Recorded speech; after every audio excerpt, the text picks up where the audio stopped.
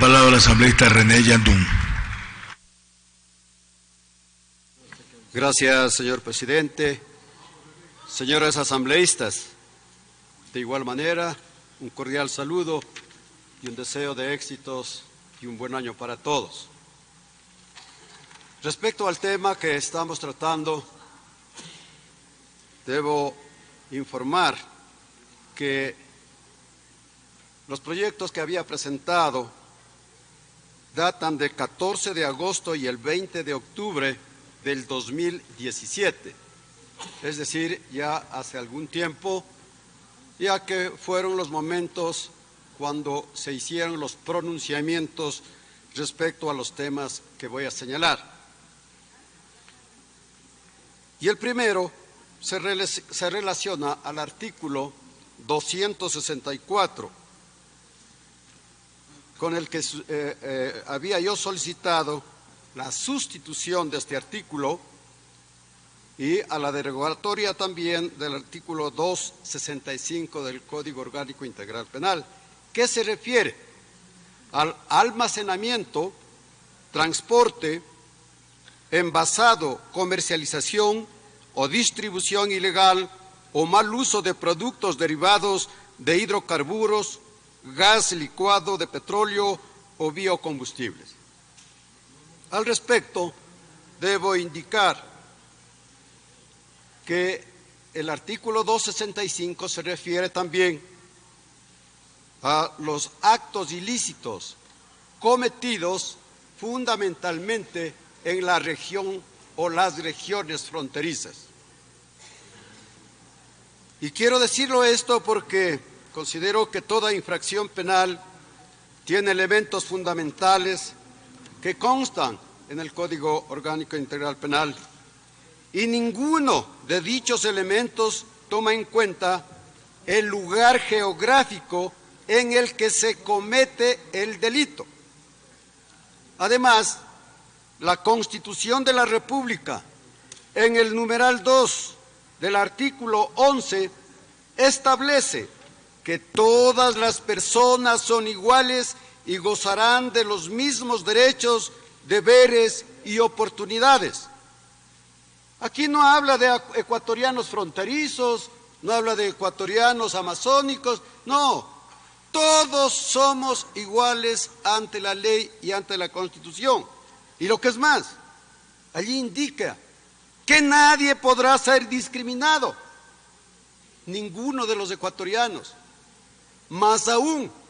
la ley dice sancionará toda forma de discriminación.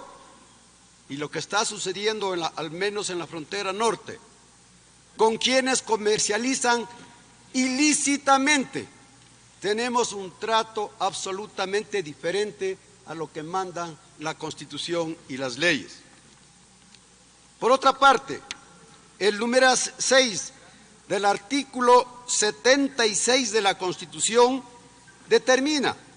como una garantía básica del debido proceso el que la ley establecerá la debida proporcionalidad entre las infracciones y las sanciones penales. Pese a la vigencia de esta normativa, el país conoce que en la provincia del Carchi varias personas han sido sentenciadas en aplicación a este artículo 265 del Código Integral Penal, a 20 meses y hasta 3 años de privación de la libertad por transportar ilegalmente entre 40 y 150 galones de gasolina, cuyo valor oscila entre 44 y el otro $205. Pregunto yo, ¿será justo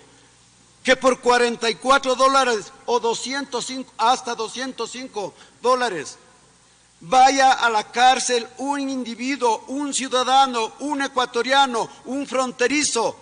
a la cárcel por 3 años, que se ha incautado su vehículo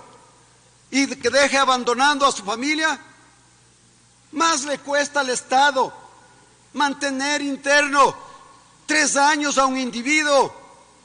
que lo que está sancionándose Por eso, señora presidenta, señores miembros de la comisión, pido nuevamente la reflexión para que sea debidamente analizado lo que yo he propuesto.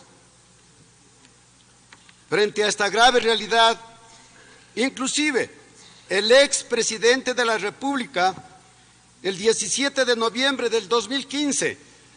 con varios decretos ejecutivos, indultó a 3 ciudadanos carchenses que habían sido condenados a más de 3 años de privación de la libertad por haber sido capturados por estas irrisorias cantidades de combustible. A lo dicho hay que agregar que, atendiendo el clamor ciudadano, el actual presidente de la República, hasta el 31 de diciembre del 2018, concedió el indulto a 28 ciudadanos que por esta misma causa se encontraban cumpliendo sentencia en el Centro de Rehabilitación Social de la ciudad de Tulcán. Desde luego, la mayoría de ciudadanos carchenses. Por estas razones de carácter constitucional, repito, constitucional y humanitario, pido a la comisión